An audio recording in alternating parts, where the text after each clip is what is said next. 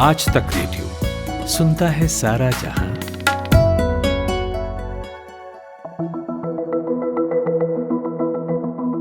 जब भी हम किसी बीमारी को देखते हैं तो मन में सवाल उठता है कि क्या कभी मेरे साथ भी ऐसा हो सकता है। गौतम बुद्ध के मन में उठे ऐसे ही सवालों ने उन्हें बैरागी बना दिया था, पर इतनी गहराई से हम जीवन के सवालों से जूझते ही कहाँ हैं। बस इसलिए कभी उन चीज़ों पर ध्यान नहीं देते और जब फुर्सत मिलती है तो बहुत देर हो चुकी होती है। जैसे शरीर का बहुत ही ज़रूरी अंग किडनी को ही ले लीजिए। अभी जब कहीं किडनी फेल होने वाला कोई मरीज़ आपको देखेगा या आप देखेंगे तो सहज ही आपके मन में ये सवाल उठता होगा कि क्या मुझे किडनी फेल होने का कोई रिस्क है। पर क्या वाकई आप सोचते हैं अपने इस शरीर के बेहद ही ज़रूरी अंग के बारे में? ज़्यादातर लोग नहीं सोचते। लोगों को बस इतना पता होता है कि किडनी को ठीक रखना है तो खूब पानी पियो, बाकी तो सब ठीक हो जाएगा। बस आप यही गलती करते हैं। मैं ये नहीं कह रही कि पानी नहीं पीना चाहिए, लेकिन बस इतना काफ़ी नहीं होता किडनी की सेहत के लिए। तो आज का हेलो डॉक्टर खास आपके लिए और आपकी किडनी की सेहत के लिए है। कैसे आप इसे स्वस्थ रख सकते हैं, इतना कि किडनी फेल्योर तक बात ना आए। नमस्कार, आज तक रेडियो पर आप सुन रहे हैं हेलो डॉक्टर। मैं हूं खुशबू कुमार।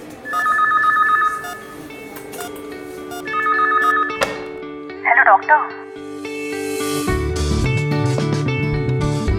किडनी हमारे शरीर का सबसे ज़रूरी अंग है। इसका काम होता है हमारे खून को साफ कर शरीर से गंदगी का सफाया करना।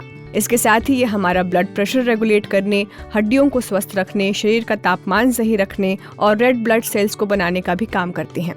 तो सोचिए किडनी कैसे पूरे दिन ये काम कर रही होती है और इसका ख्याल कितना ज़रूरी है रखना।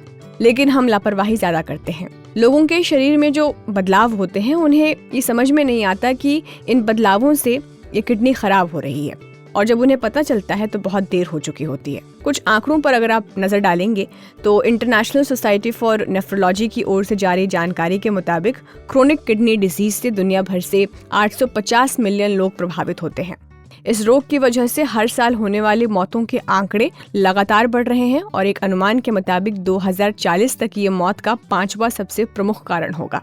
कुछ आंकड़े ऐसे भी हैं जिन्हें ट्रांसप्लांट की ज़रूरत है, यानी किडनी ट्रांसप्लांट की ज़रूरत है, पर वो इंतज़ार कर रहे हैं कि डोनर मिल जाए। Post graduate institute of medical education and research के मुताबिक फ़िलहाल 2726 लोग जिंदा रहने के लिए एक किडनी का इंतज़ार कर रहे हैं। Directorate general of health services के मुताबिक हिंदुस्तान में हर साल 1,80,000 लोगों की किडनियाँ फेल होती हैं। ऐसे पेशेंट्स को किडनी ट्रांसप्लांट की ज़रूरत होती है, लेकिन इन 1,80,000 लोगों में से सिर्फ 6,000 लोगों को ही नई किडनी मिल पाती है। अब आप खुद अपनी मैथ्स देख सकते हैं कि किडनी ना मिल पाने की वजह से हर साल कितने लोगों की जान जाती है। ऐसे में ज़रूरी है कि हम इसके बारे में जानें। अपने किडनी को डे टू डे लाइफ में आप कैसे स्वस्थ रख सकते हैं, आज इस पर बात करने के लिए हमारे साथ है doctor Atul Ingle. Doctor Atul Fortis hospital में किडनी ट्रांसप्लांट फिजिशियन हैं और नेफ्रोलॉजिस्ट हैं। बहुत बहुत स्वागत है डॉक्टर अतुल इंगले आपका आज तक रेडियो पर। थैंक यू सो मच, धन्यवाद। जी डॉक्टर अतुल, तो जैसे कि हम बात करने वाले हैं आज किडनी के ओवरऑल हेल्थ पर, और हाल ही फिलहाल में आपने सुना होगा लालू प्रसाद यादव का किडनी ट्रांसप्लांट हुआ था, और इस बात से ही चर्चा है कि कैसे हम अपनी किडनी को स्वस्थ रख सकते हैं, क्योंकि ये एक one of the most important organ है हमारे बॉडी का। आपसे मैं ये पूछना चाहती हूँ कि इतने सालों का एक्सपीरियंस है आपका as a kidney transplant physician और नेफ्रोलॉजिस्ट, आपने क्या महसूस किया है अपने एक्सपीरियंस में? जो किडनी की बीमारी 10 साल पहले होती थी वो अब किस तरीके से बढ़ रही है लोगों में, और क्या वजहें आप देखते हैं?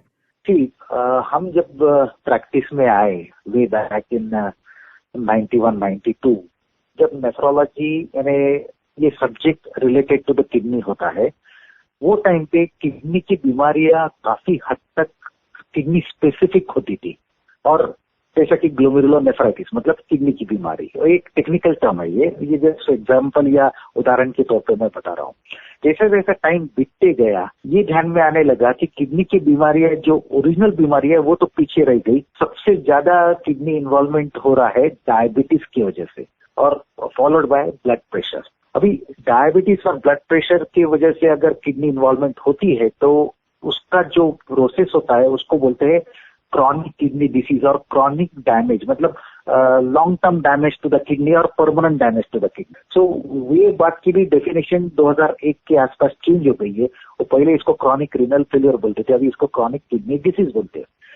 फॉर सिंपल मतलब लेमैन्स लैंग्वेज में क्रॉनिक किडनी डिसीज का मतलब ये होता है कि इट्स प्रोग्रेसिव डिसीज जो आगे ही बढ़ने वाला है और वहां पे यू टर्न नहीं है। या मैं पेशेंट को समझाते टाइम बोलता हूँ किडनी का बुढ़ापा उम्र से ज्यादा। किडनी होने का सबसे महत्वपूर्ण कारण डायबिटीज होता है और दूसरा ब्लड प्रेशर होता है, फिर बाकी की किडनी की ओरिजिनल जो किडनी स्पेसिफिक बीमारियां रहती है वो आती है। उसमें आज अपन डिटेल में जाएंगे नहीं, क्योंकि डायबिटीज और ब्लड प्रेशर की वजह से जो किडनी अफेक्ट हो रही है वो इतनी ज्यादा मात्रा में है कि दूसरे की तरफ देखने को ध्यान ही नहीं होता है। फॉर एग्जाम्पल, अगर आप 3 डायबिटिक लोग पकड़ोगे दुनिया में तो उसमें से एक को किडनी का प्रॉब्लम होगा, इतना कॉमन हो चुका है वो।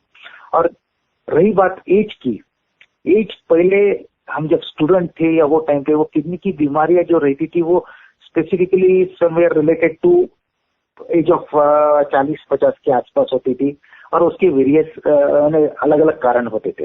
बट आज की तारीख में जो डायबिटीज और ब्लड प्रेशर से रिलेटेड किडनी के प्रॉब्लम्स है वो यंगर एज ग्रुप की तरफ ज्यादा आ रही है। यानी even I won't be surprise कि 20 या 30 की उम्र में का इंसान कोई कंप्लेंट लेके आता है तो मैं बेझिझक किडनी की तरफ जांच करूंगा, क्योंकि डायबिटीज के पहले मेटाबॉलिक सिंड्रोम नाम की स्टेज होती है, मतलब जिसको इंसुलिन रेजिस्टेंस बोला जाता है, उसमें भी किडनी असर होती है। दूसरा, लाइफस्टाइल चेंजेस बहुत सारे आ गए हैं यंगर जनरेशन में। देन एडिक्शन, जैसा कि स्मोकिंग या टोबैको च्यूइंग, क्या बोलते हैं, सिगरेट पीना या तम्बाकू चबाना, इसकी वजह से भी किडनी के ऊपर बहुत गहरा असर होता है जो ध्यान में नहीं आता है। लेकिन प्रॉब्लम क्या होता है कि किडनी की तकलीफ जब चालू होती है तो ऑलरेडी सर के आसपास पानी पहुंच चुका रहता है। सो मेरे ख्याल से यंगर एज ग्रुप में 30 साल के बाद में हर साल इंसान ने एक मामूली चेकअप करके देखना चाहिए पेशाब की और खून की कि कुछ इन्वॉल्वमेंट है क्या। जिसके घर में अगर कुछ हिस्ट्री है, मैंने पेरेंट्स को, जैसा कि मदर फादर को डायबिटीज या ब्लड प्रेशर, तो उन्होंने तो स्पेसिफिकली करना चाहिए। या कोई लोग वेट के ऊपर प्रॉब्लम होता है, जैसा ओवरवेट वगैरह रहते हैं, तो इन लोगों ने भी जांच फ्रीक्वेंट करके फाइंड आउट करना चाहिए। डॉक्टर अतुल, अभी आपने अपनी बातचीत के दौरान ये कहा कि हमने अपने लाइफस्टाइल में कुछ ऐसे चेंजेस कर लिए हैं जिसकी वजह से किडनी की जो बीमारियां हैं वो बढ़ रही हैं। तो अगर आप वो हाईलाइट कर सके मुझे कि वो कौन से लाइफस्टाइल चेंजेस हैं जो हम कर रहे हैं और उसका असर हमारे किडनियों पर पड़ रहा है। सबसे पहले जंक फूड, खाने की मात्रा अलग अलग होती रहना है। वेस्टर्नाइज फूड जो खाने लगे अपन, जिसमें बहुत सारी हिंदी में क्या बोलते हैं उसको, चर्बी रहती है या फैट रहता है, वो एक प्रॉब्लम है। दूसरा प्रॉब्लम है एडिक्शन का। तीसरा प्रॉब्लम है एक्सरसाइज नहीं करने का। ये 3 सबसे महत्वपूर्ण चीज मैं पिन पॉइंट करूंगा लाइफस्टाइल में, जिसके ऊपर काफी चेंजेस आए और जिसकी वजह से प्रॉब्लम चालू होते हैं। जी, और जैसे कि ये भी मैं आपसे पूछना चाहती हूँ कि हमें जैसे कोई भी छोटी मोटी प्रॉब्लम होती है, मान लीजिए सर्दी ज़ुकाम ही हमें हो रहा है, तो उससे पहले कई ऐसे सिम्टम्स होते हैं, वार्निंग सिम्टम्स होते हैं, जैसे हमारे सर में दर्द शुरू हो जाता है, नाक दर्द होती है, छींक आती है, थोड़ा बहुत बॉडी एक होता है। ये सारे जो सिम्टम्स हैं वो इंडिकेट कर रही होती है कि या तो सर्दी ज़ुकाम होगा या तो फीवर वगैरह जो है वो आएगा, वायरल फीवर टाइप का। मतलब शरीर हमें पहले ही इंडिकेट करता है कि आप ना इस तरफ बढ़ रहे हैं, तो थोड़ा सा संभल जाइए। तो जब किडनी की भी बात आती है तो वैसे ही हमारी बॉडी रिस्पॉन्ड करती होगी। किडनी की प्रॉब्लम होने से पहले भी कई तरह के सिम्टम्स होते होंगे जो हम इग्नोर कर देते हैं, तो वो सिम्टम्स कौन से हैं, वो वार्निंग सिम्टम्स कौन से हैं? देखिए, मैंने आपको पहले सवाल का जब जवाब दिया था, जब मैंने एक बात इंडिकेट की है कि किडनी के जो सिम्टम्स या तकलीफ ध्यान में आती है जब पानी सर के ऊपर रहता है। यानी मेरे प्रैक्टिस में ऑलमोस्ट 90% पेशेंट ऐसे आते हैं जिनको तकलीफ होती है और फिर पता चलता है कि किडनी ऑलमोस्ट फेल हो चुकी है। तो सिम्टम जो आना है वो बहुत लेट आते हैं, जैसे कि सूजन है, फिर ब्लड प्रेशर बढ़ना है जिसकी वजह से सर दर्द होता है या बाकी की तकलीफ होती है, या मतली जैसा होना, खाना कमती होना, नींद ज्यादा आना, ऐसे कुछ सिम्टम्स है जिसको हम यूजुअली यूरेमिया की सिम्टम्स बोलते हैं। यूरेमिया मतलब शरीर में के 2 टाइप के पॉइजन से जिसकी लेवल बढ़ जाती है, तो उसमें ये सिम्टम्स आते हैं। ऐसा किडनी स्पेसिफिक सिम्टम देखेंगे तो फिर कुछ बीमारियों में आते हैं, जैसा कि नेफ्रोटिक सिंड्रोम या ग्लोमेरुलोनेफ्राइटिस, जिसमें सूजन सबसे पहले आती है पैर पे या फेस पे, चेहरे पे। सुबह नींद में से उठते तो आंखों के नीचे से सूजन आती है, तो दैट इज ऑलमोस्ट इंडिकेट्स कि वो किडनी का इन्वॉल्वमेंट बताती है. Otherwise you hardly get chance to find out this chronic kidney disease. वो टेस्टिंग करने के बाद ही पता चलता है. डॉक्टर अतुल, अब किडनी हेल्थ को लेकर मैं स्पेसिफिक आपसे ये सवाल पूछना चाहती हूँ. जैसे हम अपने ही लेवल पर जब भी कोई चीज़ें हो रही होती हैं तो अपने ही लेवल पर सबसे पहले उसको ठीक करने की कोशिश करते हैं. तो इसमें भी किडनी की जो हेल्थ की बात आती है तो इतना हमें पता है कि पानी ज़्यादा पीना होता है, तला भुना नहीं खाना होता है, नमक की मात्रा कम करनी होती है, फास्ट फूड आपने मना किया ही. तो ये सारी तो चीज़ें हैं ही, लेकिन इसके अलावा भी क्या चीज़ें हम कर सकते हैं? और दूसरा, अगर आप इसमें अपने जवाब में ये हाईलाइट कर सकें कि पानी कितना पीना चाहिए, मतलब कितना पानी हमारे किडनी के लिए बेस्ट है? ये क्वेश्चन बहुत सही है. पानी की मात्रा मिनिमम 3 लीटर पर डे की चाहिए. क्या डॉक्टर ये सर्दियों में भी इतनी ही मात्रा होनी चाहिए जो विंटर्स, अभी हम क्योंकि हम विंटर्स के समय बात कर रहे हैं तो उसके लिए अगर आप बताएं. जी हाँ, जरूरी है, क्योंकि किडनी ऐसा अवयव है जो पानी का बैलेंस अपने आप मेंटेन करता है. पर आप पानी कम पियोगे तो डेफिनेटली किडनी की प्रॉब्लम्स बढ़ जाते हैं. फॉर एग्जांपल मैं देता हूँ, अभी कोई लोगों को डेफिशिएंसीज रहती है कोई एंजाइम की लीवर में, जिनकी इसमें ऑक्सोलेट या यूरिक एसिड की क्रिस्टल्स बहुत ज्यादा रहते हैं पेशाब में. अगर पानी कम पिए, पेशाब कम हुई तो वो कॉन्सेंट्रेट हो जाते और प्रेसिपिटेट होकर पथरी बन जाती है. ये एक मैं एग्जाम्पल के तौर पे बता रहा हूँ आपको. इसलिए minimum water requirement per day is 3 litre. दूसरा, खाने के मामले में नमक की जो बात आपने छेड़ी है, ये बहुत इंपॉर्टेंट बात और अहम बात है. नमक की मात्रा 3 ग्राम से नीचे ही चाहिए पर डे, जिससे बहुत सारे कॉम्प्लिकेशंस दूर रहते हैं. स्पेशली किडनी की तो रहते ही रहते, पर ब्लड प्रेशर समझो या हार्ट के प्रॉब्लम समझो, वो उससे भी दूर रह सकते हैं. तीसरे पॉइंट में मैं खाने की स्टाइल के ऊपर लूंगा, टाइमिंग के ऊपर लूंगा. खाने का क्वांटिटी एडिक्वेट चाहिए, फुल मील मतलब कंप्लीट मील चाहिए और टाइम टू टाइम चाहिए. यानी रात का खाना मैं रात के 12:30 बजे या 12 बजे खाऊंगा तो ये तो सरासर गलत बात हो गई. वो जैसा बोलते हैं ना कि ब्रेकफास्ट लाइक अ किंग, मतलब नाश्ता जो करेंगे राजा जैसा करना चाहिए, लंच जो करना है वो एक हायर मिडिल क्लास आदमी जैसा करना चाहिए, और डिनर जो है भिखारी जैसा करना चाहिए. इससे काफी सारे प्रॉब्लम्स कंट्रोल में आते हैं. Then I will come to exercise part. आज के तारीख में क्या हो गया कि बिकॉज ऑफ इंटरनेट और सोशल मीडिया और gadgets and so many things, most of the time we are couch potato, मतलब क्या बोलते हैं उसको, चेयर में बैठे रहते, टीवी देखते रहते. एक्सरसाइज नाम की चीज नहीं रहती है. एक्सरसाइज बहुत जरूरी है. सो रेगुलर थोड़ी बहुत एक्सरसाइज करते रहना नॉट ओनली किडनी पर बाकी सब अवयवों को काफी मात्रा में अच्छी रखती है. Last but not list is addiction, मतलब स्मोकिंग या अल्कोहल.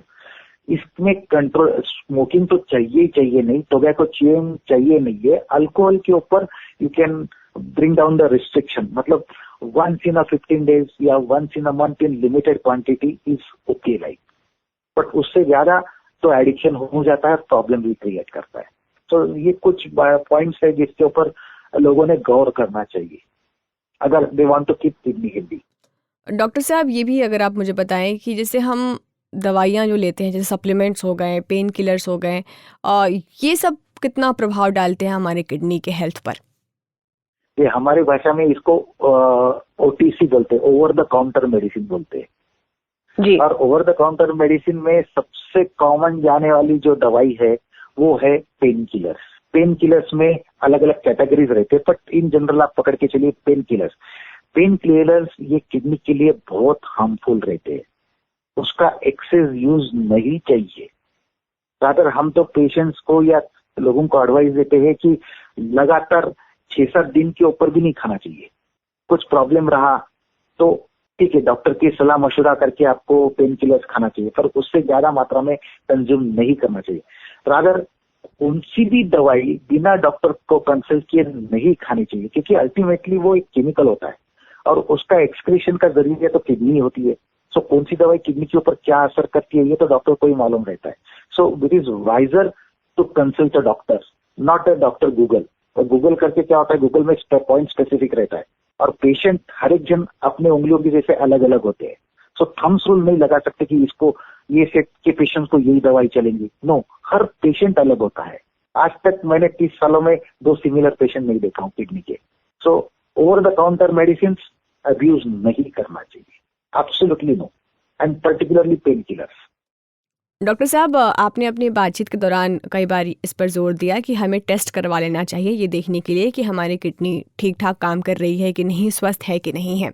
लेकिन टेस्ट का जब नाम आता है तो अक्सर लोग हिचकते हैं कि उन्हें लगता है कि बहुत ज़्यादा उसमें लेंदी होगा प्रोसेस और एक्सेसिबल नहीं है उतना, क्यों ही इतना माथापच्ची करना है। तो क्या कितना आसान होता है ये टेस्ट करवाना, अगर आप ये हमारे ऑडियंस के लिए समझा सकें। तीसरी कैटेगरी में मैं बोलूंगा जिनको नेफ्रोलिथिया मतलब जिनको पथरी होती है बहुत बार। देखो, एक बार पथरी हो गई तो 70% चांस रहता है वो रिपीट होने वाला है अगले 5 सालों में। ये लोगों में कोई ना कोई प्रॉब्लम रहता ही है, मतलब एंजाइमेटिक डेफिशिएंसी रहती है या किडनी में कुछ इश्यू होता है। मैं उसके कारण में डिटेल में नहीं जाऊंगा, पर जिनको पथरी एक बार हुई है इन लोगों ने ज्यादा केयरफुल रहना चाहिए खुद के बारे में। स्पेशली पानी लेने की मात्रा जो 3 लीटर मिनिमम चाहिए, बार बार हर 6 महीने को या साल में एक बार तो भी कम से कम चेक करते रहना चाहिए कि मेरे को नया पथरी डेवलप हो रहा है या नहीं हो रहा है। ये जो नॉन केसेस हो गए। अभी जो किडनी के जो जेनेटिक डिसऑर्डर्स रहते हैं या ऑटोसोमल जेनेटिक म्यूटेशन की वजह से डिसऑर्डर रहते हैं, इन लोगों को तो डे टू डे नेफ्रोलॉजी की केयर में रहना ही पड़ता है क्योंकि उसमें अपना कंट्रोल नहीं रहता है। और लास्ट कैटेगरी जो ऑटो इम्यून मतलब अपने शरीर की डिफेंस सिस्टम और अपनी किडनी इसमें वॉर चालू रहता है, ये कैटेगरी के लोगों को भी नेफ्रोलॉजी के टच में रहना ही पड़ता है क्योंकि इसमें भी कंट्रोल नहीं ला सकते अपन। सो ये पर्टिकुलरली मैंने लास्ट तक क्योंकि इसका इंसिडेंस दैट वे अभी काफी कम है as compare to complications created by diabetes and the blood pressure. जी, और आपके बातचीत से ही मुझे एक सवाल आपसे ये भी पूछना है कि यूरिन के कलर जो है वो कैसे इंडिकेट करता है हमारी किडनी के हेल्थ के बारे में।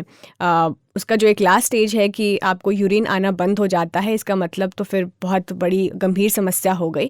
लेकिन हम अपने डे टू डे लाइफ में भी जो यूरिन हम पास करते हैं उसके कलर से हम कैसे पता कर सकते हैं कि हमारी किडनी जो है वो गुड हेल्थ में है या नहीं है। जैसा मैंने बोला था कि आप 3 डायबिटिक के पेशेंट पकड़ो, उसमें से एक को किडनी का प्रॉब्लम होगा, तो ऐसा 5 ब्लड प्रेशर के पेशेंट पकड़ो तो एक को किडनी का प्रॉब्लम होगा। यानी आप समझ जाओ कितना कॉमन है। जी बिल्कुल जी।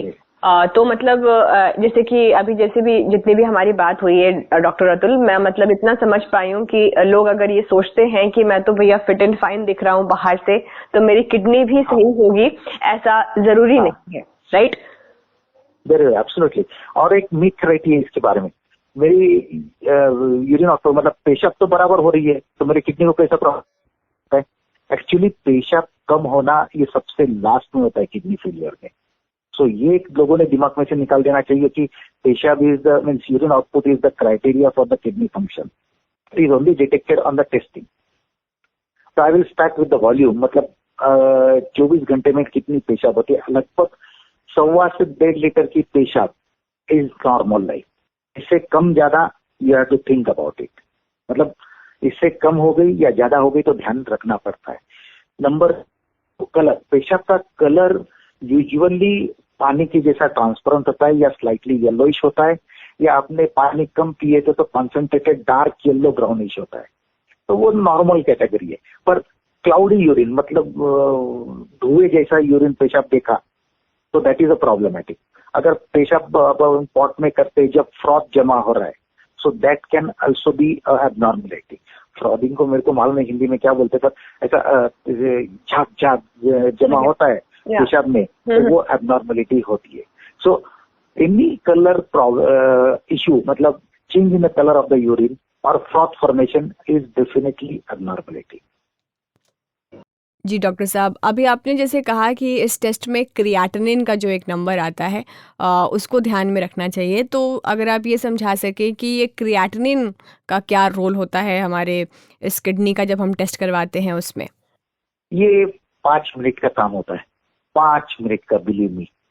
आपको सादा पेशाब का जांच करना है। पेशाब की जांच में 2 टाइप के होते हैं, यूरिन रूटीन और urine albumin upon creatinine ratio, जिसके ऊपर से डॉक्टर नतीजा निकालता है क्या है करके। दूसरा होता है ब्लड का टेस्ट जिसमें क्रिएटिनिन चेक करते हैं, जिसकी वजह से अपन किडनी का फंक्शन या जीएफ कर सकते हैं और किडनी के फंक्शन का अंदाजा ले सकते हैं।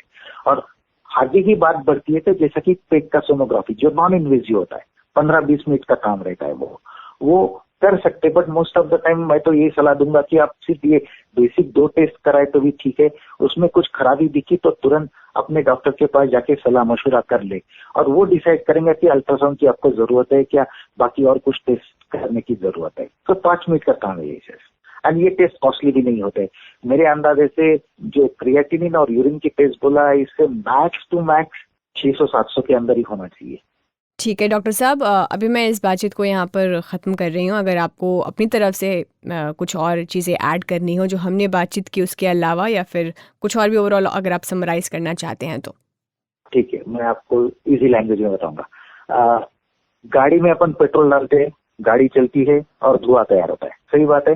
बिल्कुल। वैसे ही अपना शरीर पानी, हवा और खाने के ऊपर चलता है, और शरीर का धुआं मतलब कुछ केमिकल टॉक्सिन्स होते हैं, उसमें से ये एक टॉक्सिन सीरम क्रिएटिनिन होता है।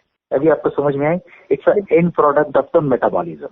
जी बिल्कुल। और वो इजीली सीक्रेट होता है करके वो मार्कर बोल के लिया जाता है किडनी फंक्शन का, बट उसके एग्जैक्ट वैल्यू पे नहीं जाना चाहिए क्योंकि मोस्ट ऑफ द लेबोरेटरीज का कट ऑफ वैल्यू 1.4 रहता है।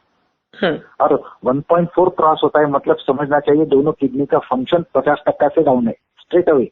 इसके लिए जीएफआर कैलकुलेट करते हैं, तो वो भी इजी है। आप ऑनलाइन जाके अगर जीएफआर कैलकुलेट करना है ऐसा लिखेंगे तो रेडीमेड फॉर्मूला सामने आता है, उसमें आपको उम्र डालनी पड़ती है, फिर जेंडर डालना पड़ता है, एथनिसिटी डालना पड़ता है और क्रिएटिन की वैल्यू डालनी पड़ती है, तो आपको जीएफआर सामने आ जाता है, जिसको जीएफआर मतलब एस्टिमेटेड जीएफआर बोलते हैं।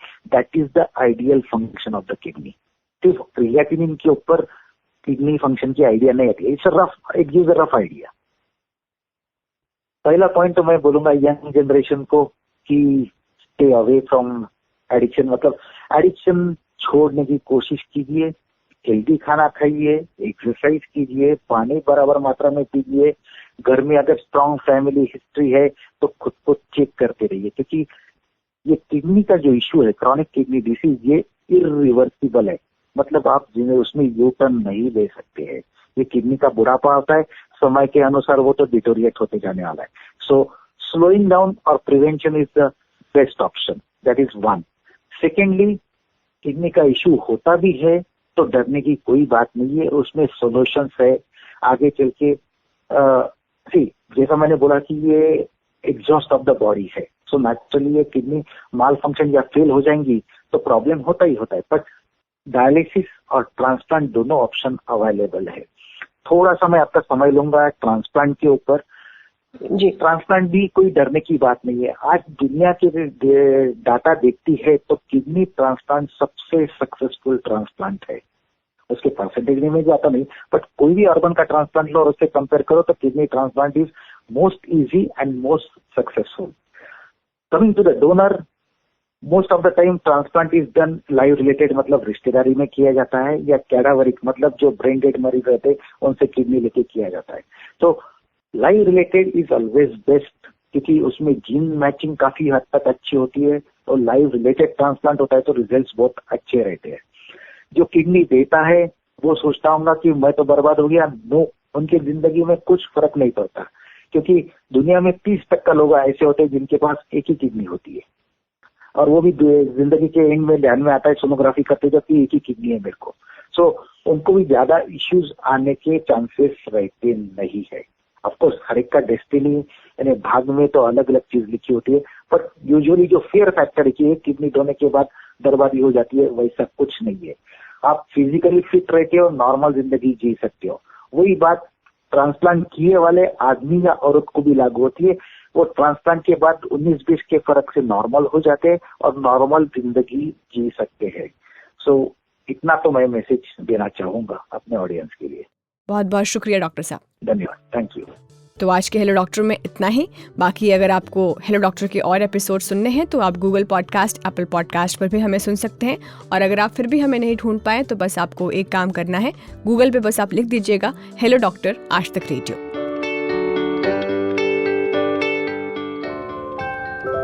कहानियों का मौसम लौट आया है। किरदार जिनमें सांस ले रहे हैं हमारी रोजमर्रा की जिंदगी के एहसास।